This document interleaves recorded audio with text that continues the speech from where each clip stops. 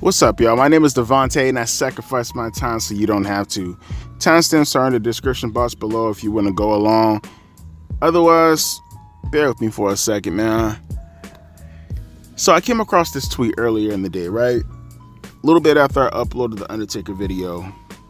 You got to get a load of this shit. This is just, like, what are we now, bro? Like, are we four? What the fuck are we doing, bro? What the fuck are we doing? What, we hoes now or something? This dude tweets out, WrestleDream is proof no one wants to see AEW succeed. No articles, tweets, or anything on how this year's WrestleDream has outperformed last year's. Forced opinions and hate farming.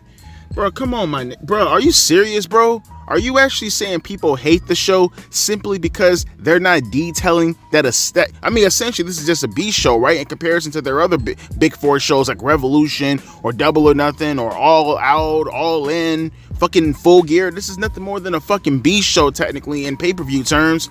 You want people to actually go out of their way to talk about a B show outperforming last year's B show, and if you don't do that, therefore you hate AEW? Bro, this is why people think y'all fucking joke, man. That's where the hate farming and forced opinions come from, because y'all dudes are fucking jokes, man. Bro, I know this dude right here, I'm presuming he's not anybody representing AEW, but he is one of their fanboys, bro. This is why people hate you guys, man. You do dumb shit like this all the time. The proof is in the pudding. If you want people to actually clamor for your show, you want people to give you praise, you want people to give you adulation, you know what you do? You go out there and you put out a good performance. You put together a good card based off of weeks of build that actually got people to relate to whatever you putting out there, and then that performance, that in itself, it flips and it turns and you make money from it and you get popularity from it, and that in itself should be the pat on the back. Would you ever see WWE put out some bullshit like this, man? It's crazy, man. I swear. It's like AEW gets away with saying the stupid, and mind you, let me say this again, this isn't AEW, this is just a fan. And maybe you could kind of put this out there to WWE fans too. I don't know, man. Wrestling fans nowadays, man, y'all a special breed amongst each other. I swear, bro. I swear, man. We're not even no longer criticizing, man. It's just like, I mean, fuck. I hate using that word tribalism because it's so cliche and everybody says it all the time. But damn, there's nowhere else to say this shit, bro. Y'all acting like wrestling nowadays is the bee's fucking knees, man. No one gives a fuck about wrestling nowadays, bro. Especially AEW. Y'all sitting there talking about, man, people ain't praising the show this, praising the show that. Man, don't get your clown asses out of here, man. Look, man, we about to go into AEW WrestleDream right now. Already bad enough. Look at this shit right here. Look at this card right here, man. Look at this fucking card. You can see it right here in the timestamps, or you can see it right there in the match ratings. Look at this motherfucking card, and you tell me if there's something worth praising. What the fuck do you see on this card that's worth praising, my G? You tell me. Not a goddamn thing, unless you a hardcore or the most diehard of diehard AEW fans. No one gives a fuck about this card. Talking about hate farming. Nah, bro, y'all are hate farm amongst yourselves. The things that you do is what gets the farming of the hate. Fucking clowns, bro. This is that enabling mentality I've been talking about for the longest, where Tony Khan sees this and he says to himself, yeah, you're right. Golly gee willikers, get a load of this guy, folks. Fucking clowns, bro. This is why when this company, I hope it doesn't, but if it ever were to go out of business, let it be known that it's enabling motherfuckers like people like this who put out tweets like this. And man, no one gets held accountable, man. You don't believe me? Check out this show. I'm sorry, this match was fucking stupid. As far as the booking is considered, this match was fucking stupid, man. So let me see if I understand this correctly. Let me see if I get this. And don't sit here and tell me that I'm nitpicking for the sake of nitpicking. You tell me, where are we going with this? What was the point of this? You had a full-blown, year-long feud with Swerve Strickland and Hangman Adam Page. You pay it off in that garbage-ass match last month, right? You give the win to Hangman Adam Page. Essentially, Hangman Adam Page won the feud. Do you take that momentum and then, you put it towards the World Championship like, normal wrestling companies would do? Not only did you have Hangman Adam Page win the match, he won like a month after Swerve Strickland lost his world championship and he won in the main event. So never mind the fact that he's not in the main event. Never mind the fact that he's not fighting for the world championship. He's in the opener with some guy who's been in the tag team for the better part of damn near 2 years now. At least that's what it feels like. You have him lose the match. And not only do you have him lose the match, you have him lose the match clean. How does anyone even get over in wrestling nowadays, bro? The booking in professional wrestling is so fucking dumb. Heyman Adam Page shouldn't have even been in this position. Given what he did a month ago, he shouldn't have even been in the position.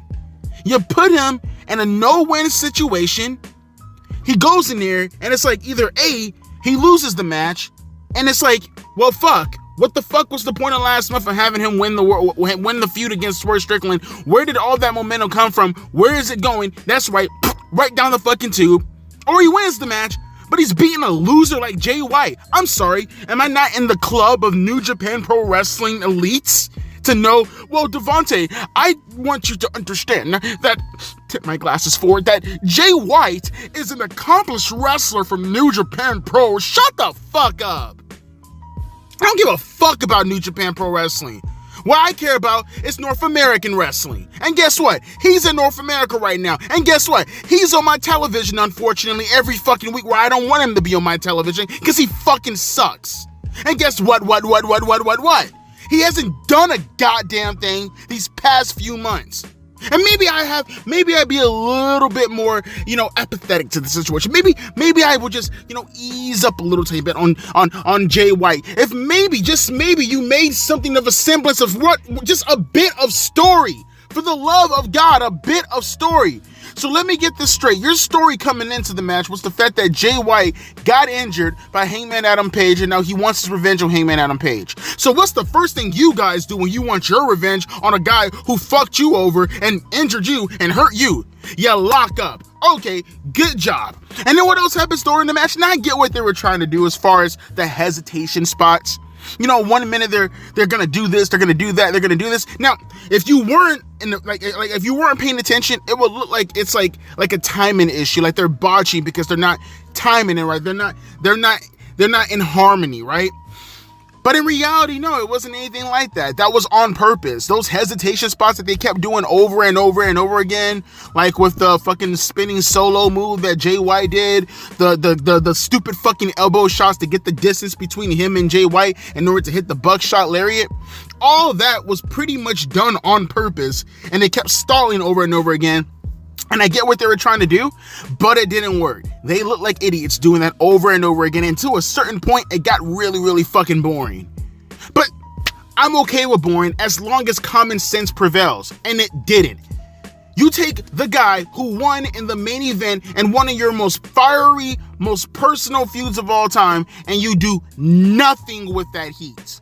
You do nothing with that momentum.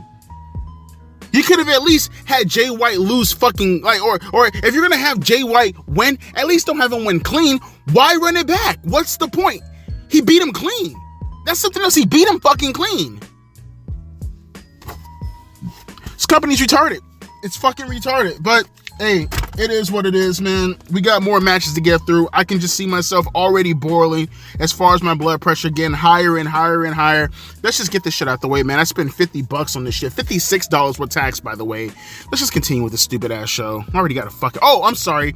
I'd be remiss if I didn't talk about this also. Did you guys see the pre-show? I don't usually talk about the pre-shows. Did you see that pre-show with Tony Khan coming out with Tony Schiavone and his two grandsons singing out his catchphrase, Antonio Inoki's catch? What a fucking loser, dude. What a cringe lord. Holy fuck. Jesus Christ. Get off my television, you motherfucker. Help me understand this real quick, guys, because I had the same problem with Nia Jax last night on SmackDown. As far as okay, what is the point of monsters anymore? Can someone help me out here? What is this? It's not even just the women, just big people in general in professional wrestling. I remember seeing clips of Earthquake, of Bam Bam Bigelow, One Man Gang, Typhoon. And, they were actually imposing figures. Big Boss Man when he was Big Bubba. Guys where they were use their weight and their stature obviously was the one in order to make up for the lack of charisma sometimes. And then you get someone like Andre the Giant who had both. And it's like, whatever happened to big people making a difference in professional wrestling? It's like they're big for nothing. What's even the fucking point anymore? It's like they're big and they're flipping no different than any other wrestlers, right? None of the stuff in regards to their physical stature really ever has an effect on the match in itself. They sell for the small guys as if they're actually fighting someone twice their fucking size. What is the point of big people in the professional wrestling anymore? Another aesthetic that's killed in professional wrestling, because no one gives a shit about larger than life talent anymore. This match was no different. All I see is Willow Nightingale selling the entire time. Really, it's a 50-50 match, yet you got this girl by damn near what, maybe double her weight, close to it. Done for nothing, doing moonsaults and shit, done for nothing. And another question, why is Willow Nightingale even in this position? I feel like I asked this before, but I'll reiterate the question again. Why is Willow Nightingale in this position? How did she get into this position? Why was she even put booking-wise into this position? She lost against fucking Chris Statlander. Never mind that, she lost against Mercedes Moné. She lost against the mid-card women's champion. She couldn't win a match in a grudge match against a regular wrestler for the most part without the championship. Why is she even booked to be in this position if you're not going to do anything with it? It's so dumb, bro. And it's backwards logic anyways, because Mariah May sucks. Without Toni Storm, she fucking sucks. Whereas you have Willow Nightingale and she actually has something going for her. But no, you don't tap into the a wrestler being imposing anymore. You don't tap into the natural charisma that Willow Nightingale has. You don't tap into her having good mic skills. You don't tap in. You always go to the wrestler who knows how to fucking kick, flip, throw knees, and then there you go, right? As long as you're European, Japanese, or Latino, it doesn't matter, right? This is so stupid, man. What a dumb fucking show so far. Mariah May won the match with a power driver, a Storm Zero. And mind you, this is after 1,000,001 times lifting up Willow Nightingale. No substance, no reasoning, just, it's not even impressive anymore. I remember when John Cena did an AA to Big Show back at WrestleMania 20, and I was like, holy shit! I remember Brock Lesnar belly-to-belly suplexing Big Show, and I was like, holy shit! Today, it's just like, doesn't even mean anything anymore. Quite possibly, and leave it up to AEW, bro. So you actually have something good, you did something good, and then you completely smack the fucking shit down to the ground. Make it make sense, bro. There's so much to talk about with this entire match and really segment. I mean, honestly, it felt like this shit should have been on Dynamite. But nevertheless, though, I actually thought the Shibata match with Jack Perry was actually pretty good. I liked it. I actually liked the match in itself. Made sense as far as what they were doing. Wasn't any bullshit. It was nice. I liked it. I liked the little suplex spot from Shibata outside the ring on Jack Perry with his knees striking the ring apron. Fine, solid match, right? Only thing I probably say is, oh, sorry. Almost sneezed there for a second. All right, sorry about that. Why was it on pay-per-view? Put that shit on television. That was not pay-per-view worthy. Good match, solid match for a TV show. But nevertheless, though, Jack Perry wins the match. Fluke victory. Shibata, he sunk in a sleeper hold and he went too far back and he ended up pinning himself. Old cliche in professional wrestling, right? After the match, Jack Perry assaulted him, beat the crap out of him. Like he was going to hit him with the TNT Championship, and then out comes Daniel Garcia. He's walking to the ring. He's running to the ring. He's stepping in the ring. He's stepping in between Shibata. He's looking at Jack Perry. He's like, if you want to get the Chaozu, you have to get through me, right? And then Jack Perry essentially bowed out. Good for you, Jack Perry. That's how a heel is supposed to operate, right? He bows out. Out comes MJF, right? Which is cool. Okay, we haven't seen MJF in a couple of weeks. Last time we seen him, he was beating the shit out of Daniel Garcia. He comes out to the ring, gets hit in the back of the head for championship belt. Daniel Garcia, that is, from Jack Perry when he wasn't looking. MJF takes advantage of it, beats the crap out of him, gets on the microphone, cuts a promo while beating the shit out of him, pretty much telling him that he's pretty much not done with him yet, right? He takes his ass over there to Auschwitz, in the corner of the turnbuckle, and he's getting ready to hit him with the diamond ring that he apparently found at some local pawn shop. I mean, it's kind of hard to figure how the fuck he did that, but again, maybe time-consuming efforts aren't a part of my repertoire part, so maybe he has a lot of time on his hands. Maybe he's not playing too big of a part in that Adam Sandler movie after all, right? But nevertheless, though, when he's setting up for the ring shot, out comes Adam Cook, baby. You know it's all about the boom, boom, boom. Yeah, Adam Cole, baby. This dude, bro, I shit you not. I am not a professional athlete. I exercise a little bit, but just no different than a normal person. You know, I weigh right now I'm about 205. You know, just a normal weight, normal person, right? I am bigger than Adam Cole. All my life, I'm not a professional athlete. Just standard, regular maintenance exercises. Jog, you know, you do a couple of push-ups, couple of sit-ups, couple of dips. Nothing extreme, just standard stuff, just to keep my weight in check, right? Why am I bigger than Adam Cole? Holy shit, I'm looking at it and I'm like, holy fuck, dude, hit the fucking gym, my guy. Dumbbells aren't expensive and you're pretty fucking rich. Why the fuck do you look so scrawny? Like, I feel like if I were to push this dude down a flight of stairs, he'll break into a bunch of pieces like a goddamn, like a Lego set or something. What the fuck? How is that? How do you look at that and say to yourself, professional wrestling? What the actual fuck? No, fuck that. I know people are like, oh, Devontae, you're gonna body shame him? Yes, the fuck I am. You are in a business where you are supposed to have a certain physique in order to, you know, illustrate the business that you're in right now. If I was a bodybuilder, do I go in there looking all scrawny and shit? Huh? Like, any occupation you work for, do you go in there and you look the worst compared to everybody else in that occupation? If I'm a doctor, am I supposed to be high school education? Huh?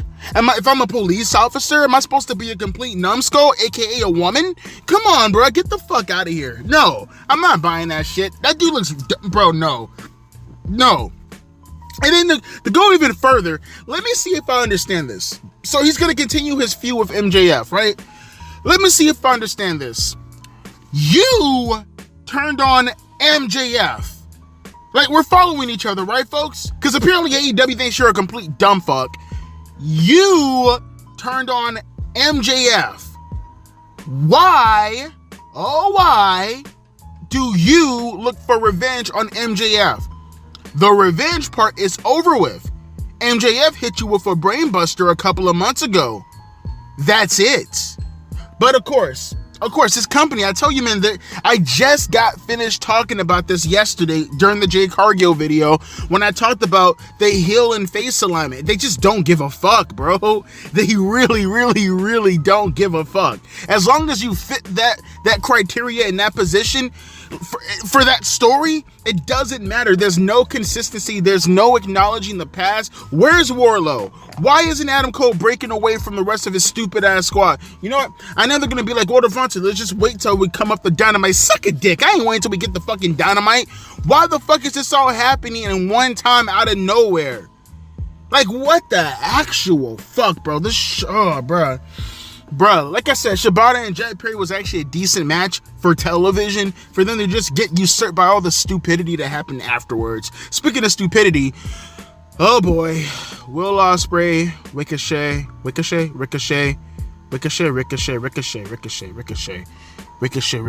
sorry, and Konosuke Takeshita. Fuck! Konosuke Takeshita. Let's just get this shit over with. Fuck, I'm getting tongue twisted, and I'm getting retarded already thinking about how much I'm gonna hate this match. What the fuck was this? What the fuck, bro?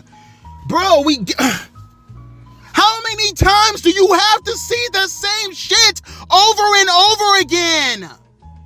It's the same fucking match over and over and over and over and over and over and over and over and over and over and over. Bro, it's the same shit.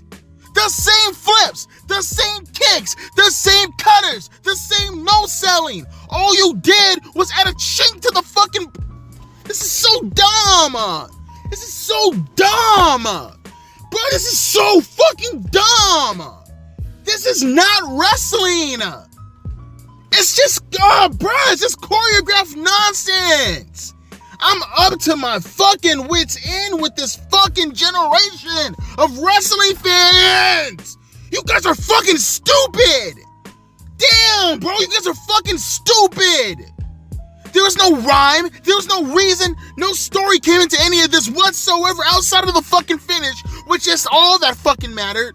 These guys just went out there and just did choreographed bullshit. The amount of no-selling, the amount of fucking flips is not wrestling, man.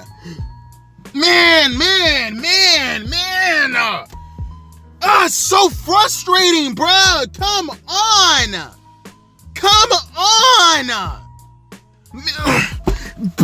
Bruh, man. So can we just send you people to concentration camps or something? Damn, bro. Damn, get rid of you guys. Exterminate all these wrestling fans. I hate these pieces. I hate these people, bro. I hate them, bro. This is not alternative work. This is nothing, bro. And we went into this knowing that it was gonna be this. You get the same shit every fucking week. Every fucking week is the same shit. You get the same shit. Are you people fucking, are you fucking on Ritalin? Are you fucking on ADHD? Are you ADHD? Are you ADD? What kind of fucking deficiency do you have from a mental standpoint? What the fuck is wrong with you people?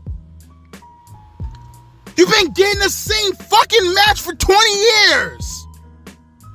It was cool when AJ and Joe and Daniels did it because it was innovative at the time. What the fuck is innovative with doing the same shit every single fucking week?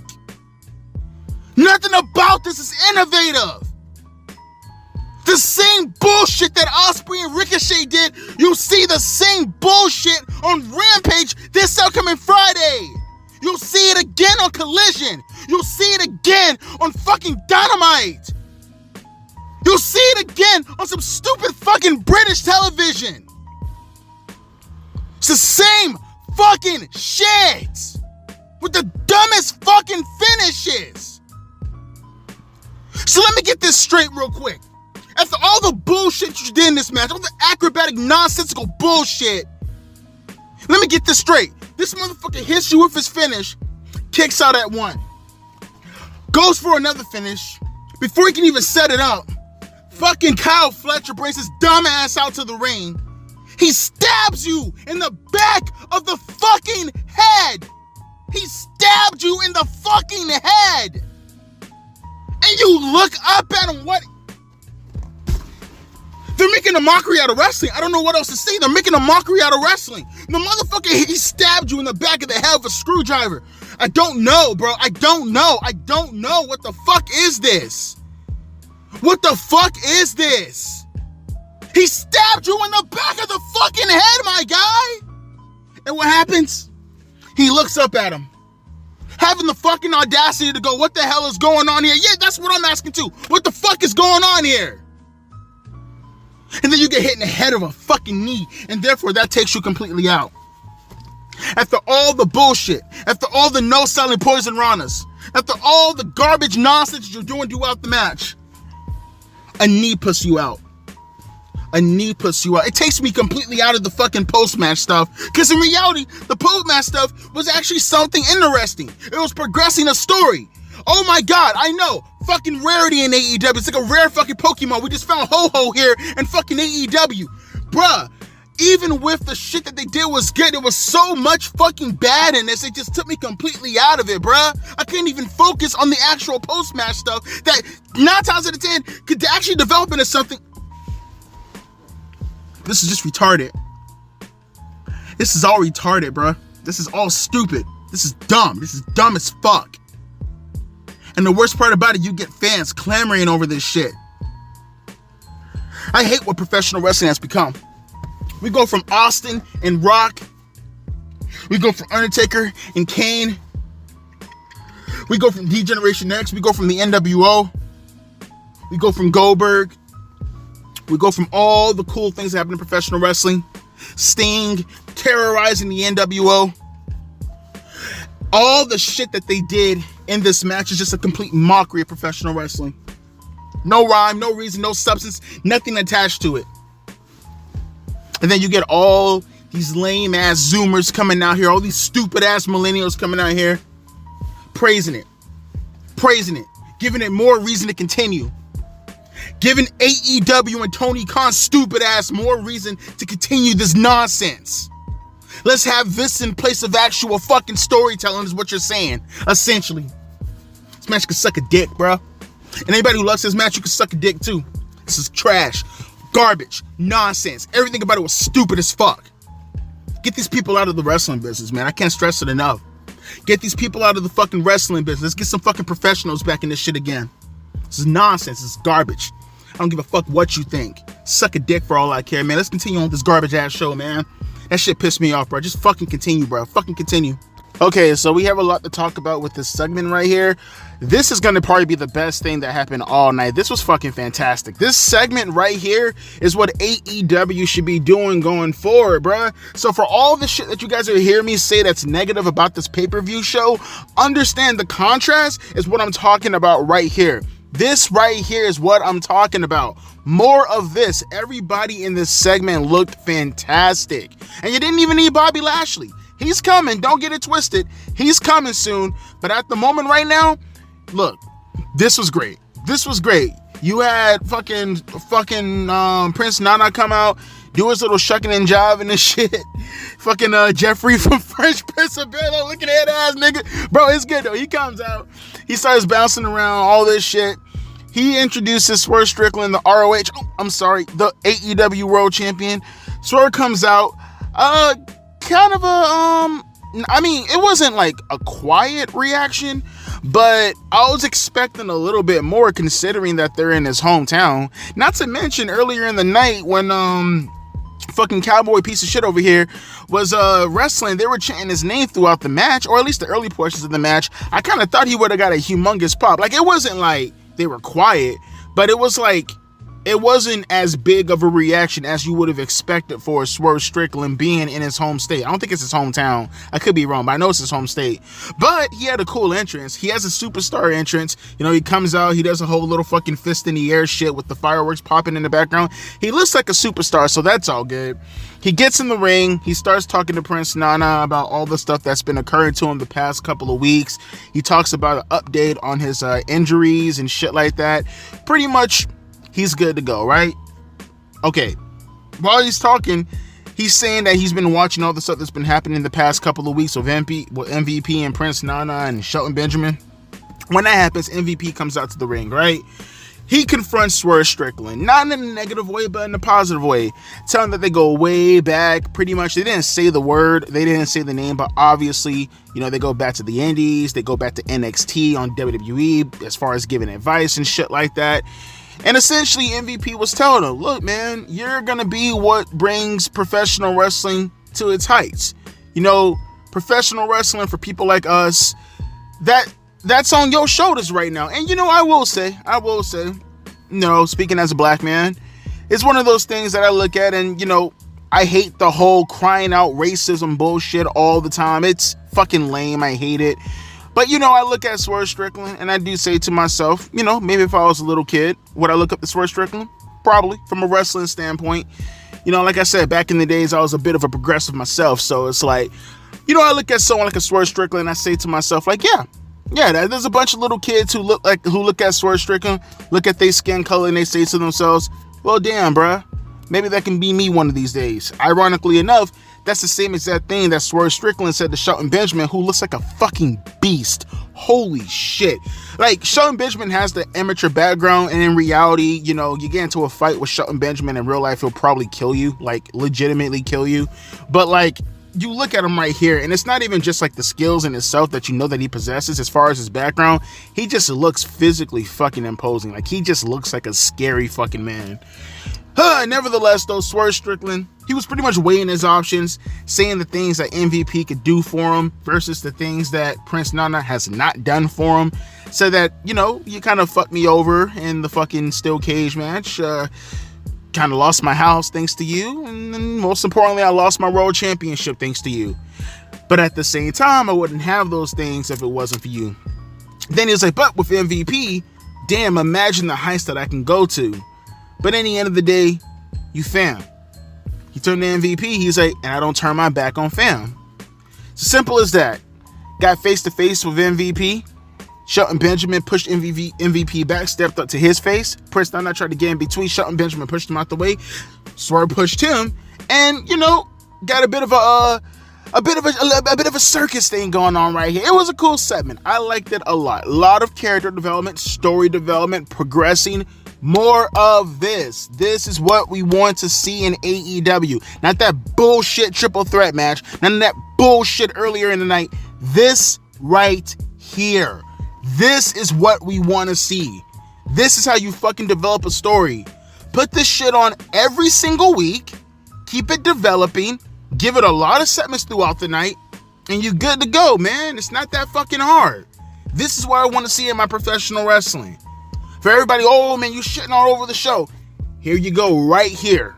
Perfect example of what the fuck I want to see. If AEW gave me more of this, there wouldn't be a lot of shitting on AEW, now would it? Stupid asses. But with that being said, let's continue going on. Looks like we got 2 steps forward and 100 steps back. Hologram versus the Beast Mortos. Fuck, let's just get this over with.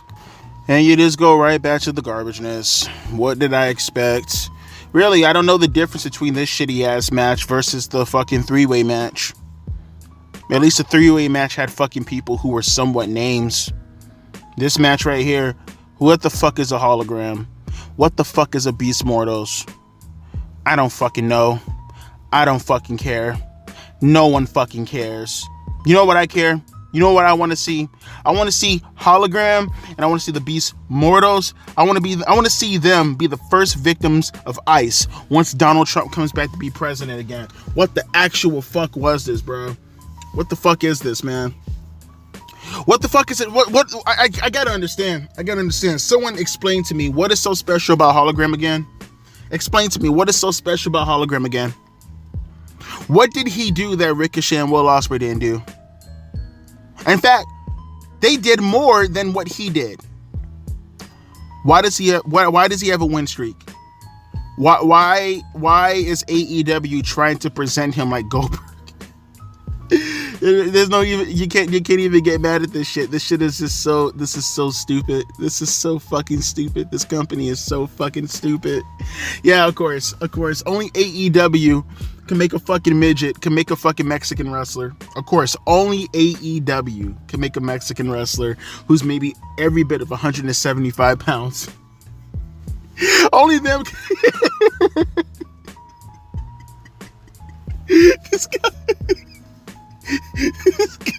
This company is so shit. They're so fucking retarded. They're trying to build a cruiserweight. They're trying to build a cruiserweight like Goldberg. Oh fuck, this company's a fucking joke. Oh shit, bro, fuck this company. Yo, he won the match. Hologram won the match. Oh, and by the way, technically speaking, does he even have an undefeated streak? Does it matter? I mean, he won the match. But of course, because it's Tony Khan, when you're already fucking up, fuck up even more. Let me understand this real quick. You put a guy with an undefeated streak in a 2 out of 3 falls match, meaning he's gonna have to get pinned. Meaning the optical illusion of him being undefeated, it has to be questioned now because he got pinned. You can never make the claim that he was never pinned because your dumbass put him in a 2 out of 3 falls. This guy's a joke. This guy's a fucking clown. He's a clown. He makes no sense of his booking. He's a fucking retard. I don't know what to tell you. He sucks. Tony Khan sucks. He sucks so hard. I can't even get mad. This is just a fucking comedy show. This match was shit. Just continue on. Oh my god, bro. God, I would have had a better time drowning. Just keep going. Fuck this show so far. Just fuck this show. I like this match right here. This is actually good. I like this Darby Allin match with Brody King. I mean, granted, it was craziness, and I know most people are going to probably be like, yeah, Devontae, this was kind of a garbage match as far as like a literal garbage match, not like garbage as far as it being bad. Although you might say it's garbage bad because of the literal garbage of the match in itself, with all the fucking stupid spots that they were doing. But you know what? At least for me, I look at it and I say to myself, that's Darby Allin's gimmick. To get mad at Darby Allin for doing shit like this, I'd have to get mad at Jeff Hardy. I'd have to get mad at Rob Van Dam. I have to get mad at Mick Foley, and nah, I'm just not gonna do it. I actually like, believe it or not, I think I said this in the past, I actually fuck with Darby Allin as far as being a character. I like his character. I've always been a big fan of those kind of daredevil, you know, characters in themselves. I like it, you know. You do stupid spots, but at the same time, it's like controlled stupid. It's not like making an embarrassment of the business stupid, like sticking a needle through your fucking jaw or some shit. I like the spot on the steps where Darby Allin pushed him off the turnbuckle, and then he lands back first on the steps, and he hits him with the coffin drop off the turnbuckle onto Brody King on top of the steps. My only thing with this match, although I get it, it's Darby Allin's gimmick. Again, it's very similar to Mick Foley in regards to like, you know, I've always just been a big fan of people who could do the garbage match stuff, but there's like still an underlining element of storytelling with it. Again, like Mick Foley for an example, and Darby Allin has that quality about him. Very charismatic. I like Darby a lot, and this match was fine. This is probably the best match of the night so far, at least for me. Some of you guys may be stupid enough to say that dumbass triple threat match. My only concern about this match that I will say is that, like, although I did like the match, I liked it a lot actually, I will say this was a nothing match. You know what I mean? I know what they're trying to do. I know it's just Brody King's job to go out there to make Darby look strong. You know, earlier in the night, for some ungodly fucking reason that they're teasing right now, I meant to talk about this. I swear to God, I think they're teasing Orange Cassidy to wrestle for the AEW World Championship. Oh my God, this company. I swear, they just hate me. They fucking hate me. Darby Allin, I actually wouldn't mind seeing being AEW champion, honestly. It's very reminiscent. I would look at Darby being AEW World Champion no different than how I see Rey Mysterio, for an example. You know what I mean? I don't mind Darby going after it. It's just with Darby, the only problem is there's so many people of similar stature to him. I think if you can eliminate all those small guys and keep Darby, because he actually has personality, he will stand out a hell of a lot more. Unfortunately, there's so many people of similar size to Darby Allin that it really just doesn't hit as well. You know what I mean? And now you have Orange Cassidy, who should be no different than Scotty 2 Hotty, fucking R-Truth, going out there beating a joke and pumping the crowd, is actually being taken seriously as a legitimate fucking contender for the World Championship. I wouldn't even be surprised if that's probably the match that they want to do. Orange Cassidy versus Darby Allin for a #1 contender shot for the meaningless AEW World Championship. If we get there, we get there. I don't like it. I don't want to see it, honestly. But I would like to see more of Darby Allin. And I wouldn't mind seeing him as being AEW World Champion. He won the match with a coffin drop. After that stair spot, Brody King, he rolled up in the ring. I would like to see Brody King push too. I like Brody King also. May not agree with him politically, but as far as a wrestling standpoint is considered, I like Brody King too. I like the entire House of Black that they never do shit with. Fuck. Be nice if you actually push Big Man for a fucking change, but it is what it is. Coming up next, we got God almighty, the Young Bucks versus Private fucking Party. As if we haven't seen enough of these types of matches tonight. Here we go again with another stupid fucking spot fest match. Let's just get this stupid shit over with. I swear to God, the way they were playing up this match, I swear I thought Private Party were going to win the tag team championships. I'll give credit where credit is due of AEW. They swerved the fuck out of me. Had no clue that was going to be the case with how the Young Bucks were talking and the announcers were talking and the promo package before the match and then all their compadres ringside and then them kicking out the finishers. Like, I thought that Private Party were going to win the match, which I was going to say, where the fuck did they come from to be winning the tag team championship belts? But they lost, and honestly, that was the best choice. That was the best choice. What have they done? What have they done? You're going to have the Young Bucks go on this type of run right here, having them kick out of everything like they're fucking Hulk Hogan, Stone Cold Steve Austin, and The Rock all wrapped up into fucking one. Seriously, you got these guys are way. You know, I hear all this shit about John Cena and the kick out of two meme. What about the Young Bucks, bro? They kick out of fucking everything. Everything. I think their resiliency is glitched out on their pin bar. Holy shit. These guys kick out of everything. All the shit talking about WWE superstars. What the fuck about these jobbers right here? And their receding ass hairline. The match in itself, look, it was shit. It was no different than what you got from Hologram and the Beast Mortos and what you got from that garbage ass triple threat match. It's just more industry ruining, stupid fucking choreograph. Hey guys, look, we're cooperating. That stupid fucking spot that they did with the cutter off the turnbuckle, the convolutedness that went into it with fucking, what is it? I think it's wasn't it Isaiah, right? Isaiah Cassidy, whatever the fuck his name is. Him and fucking Matt Jackson bunny hopping on the ropes to get that RKO cutter spot in. It was so fucking dumb, and they kept doing all those kind of spots throughout the fucking match. I swear, bro, AEW, they really hate, they insult your intelligence. They really fucking hate you. I can't stress this enough. They really, really fucking hate you. Also, is it just me? Maybe I'm the one that's tripping. Like, the crowd, they are way like, typically AEW crowds, I'll give them credit where credit is due. Typically, they're a hell of a lot louder than what the fuck you're seeing tonight. This crowd is pretty fucking dead for the most part.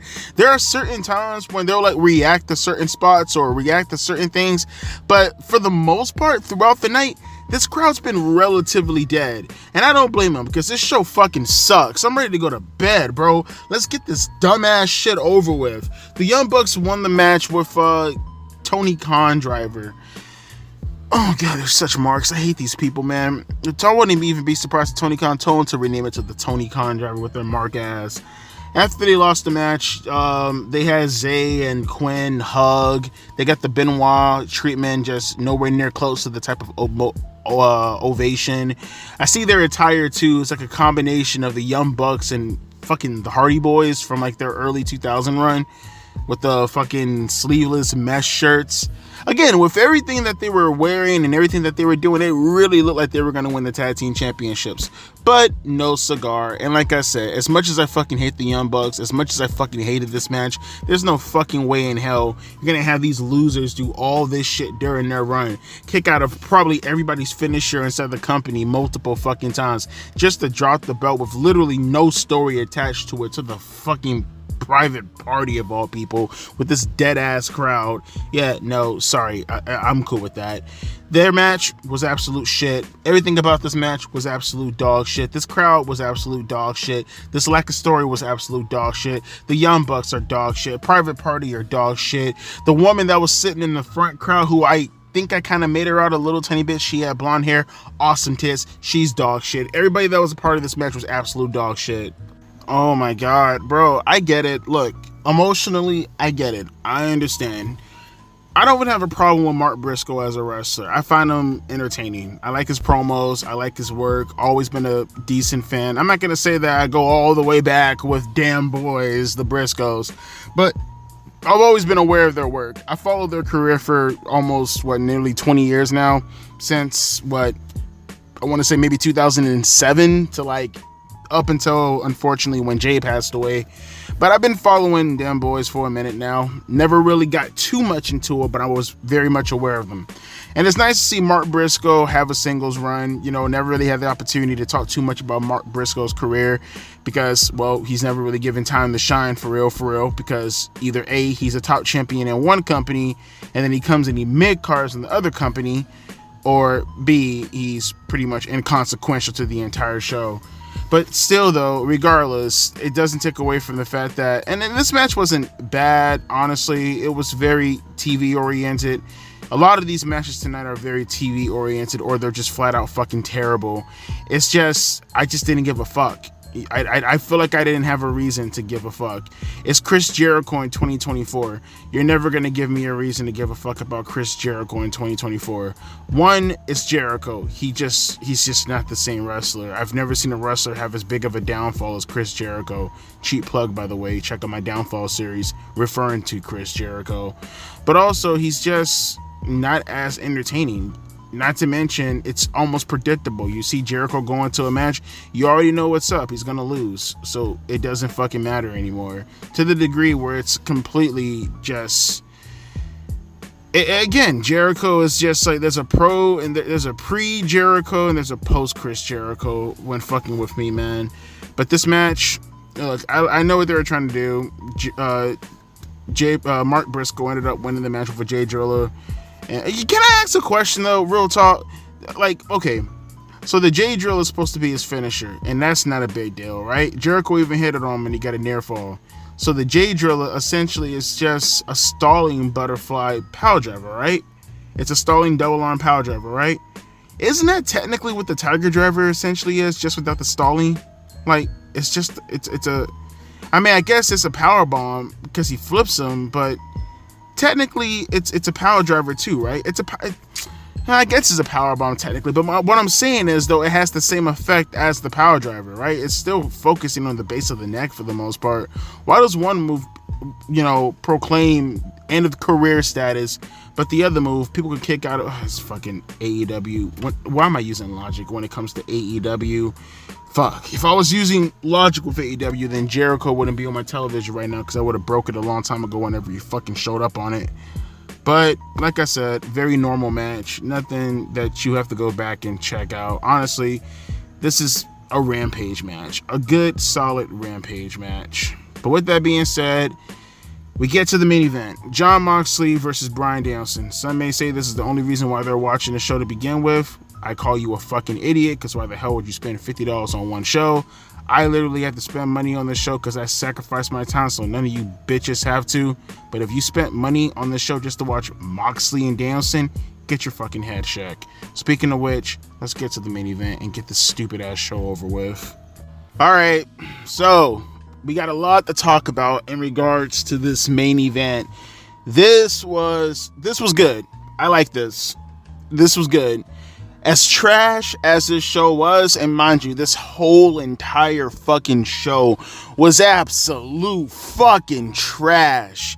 The least that they did, the only fucking semblance of fucking good that they did is when it mattered. So I will give credit where credit is due. That main event was fucking awesome. I loved everything about that main event. I loved everything about, well, not everything about the post-match stuff.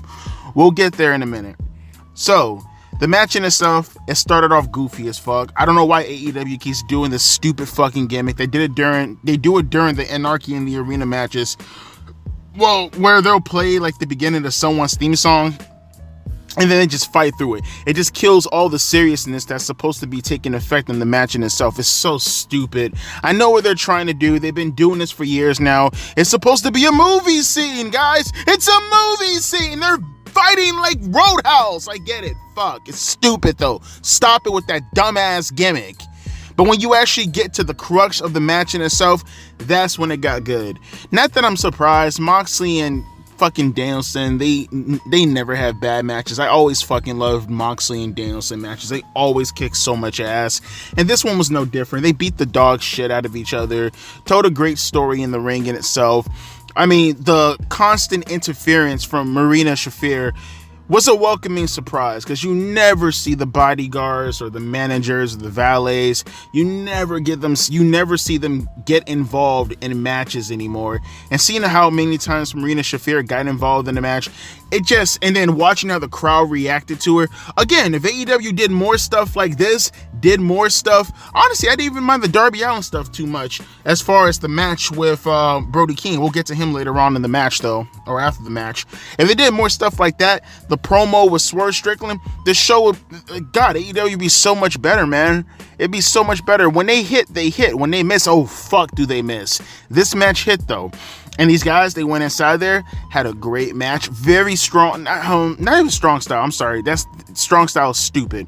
They actually had a Smash Mouth match. Very 2004 ruthless aggression era, brutal, strong hitting, laying their shit in type of match. They just beat the dog shit out of each other. And like I said, I liked how Marina Shafir kept getting involved and the crowd hating her and the referee throwing her out. All that was very old school. I miss shit like that, and they actually did that. But Bryan Danielson, he fought, he He fought, ended up hitting like 3 or 4 Busaiku knees, and Jon Moxley kicked out of all of them. You know, Marina Shafir pulled the ring mat on the outside of the ring. She picked that up and ripped it off the floor. And Jon Moxley did give Bryan Danielson a paradigm shift on the concrete floor on the outside of the ring. They fought for a little bit longer. I hated this spot. This is probably like the only bad thing about this that I hated. Moxley gave Danielson a paradigm shift, and then Danielson kicked out at 1. Will Ospreay did that dumb shit too in the stupid ass triple threat match. That was stupid. Everything about that was so fucking dumb.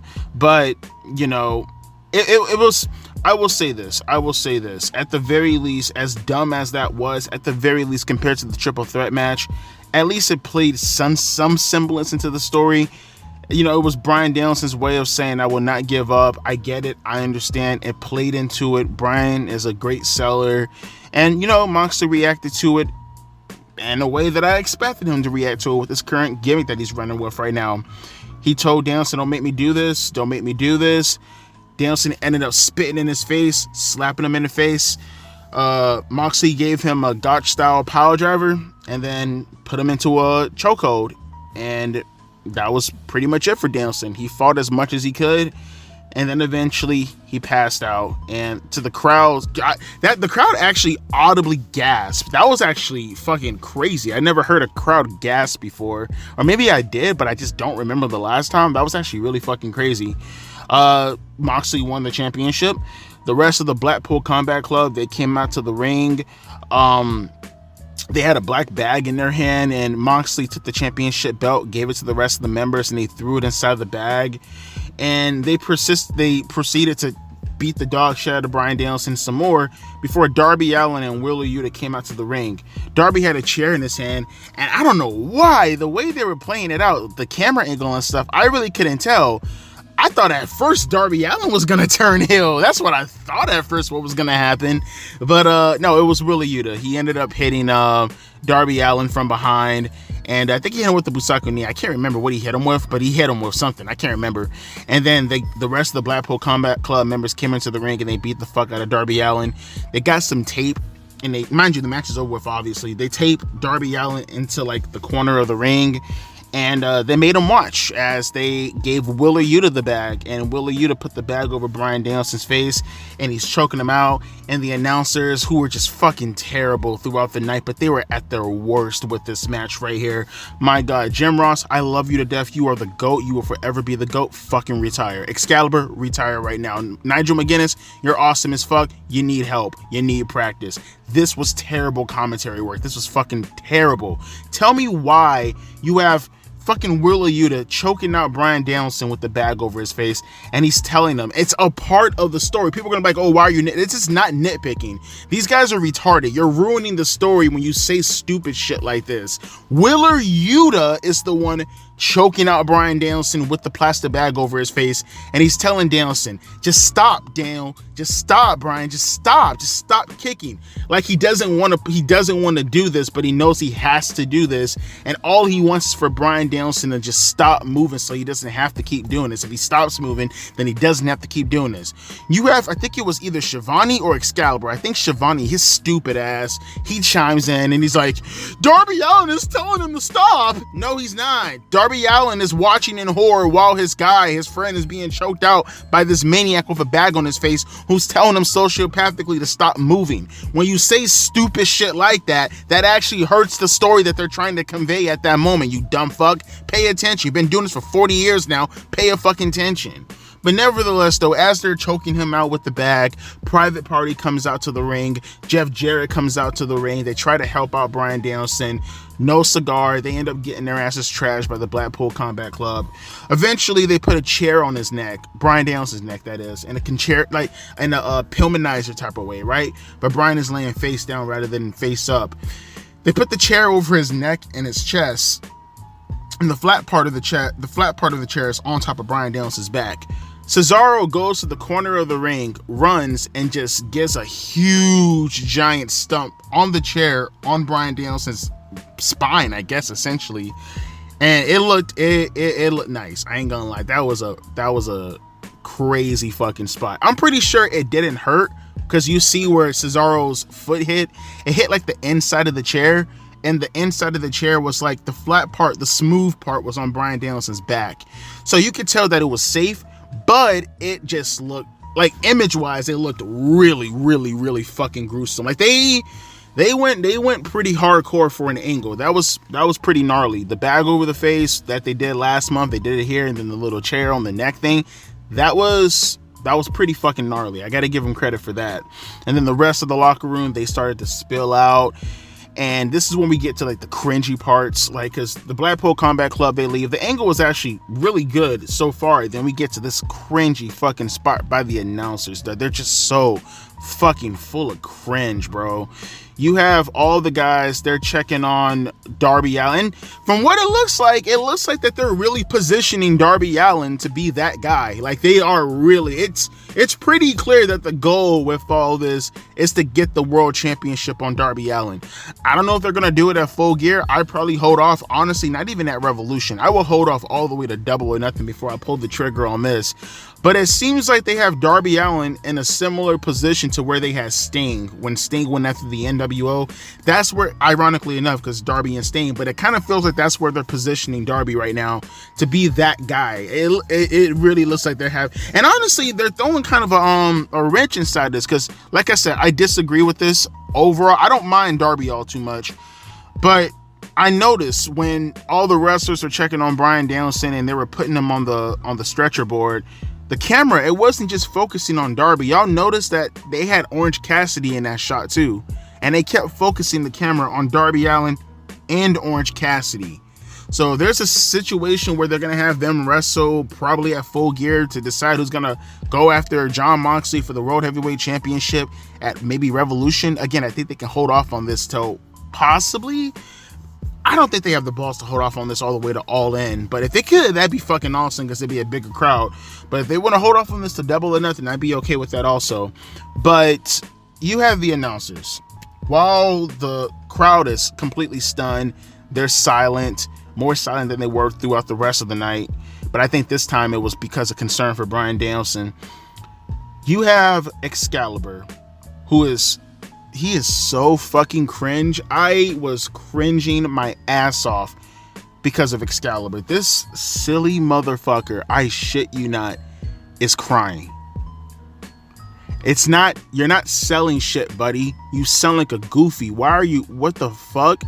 This man is like, I just have so much, I have so much empathy for Bryan Danielson and my concern for his family. I'm like, if you don't shut your ass up, you Kamala Harris voter, you fucking beta male, shut your stupid ass up.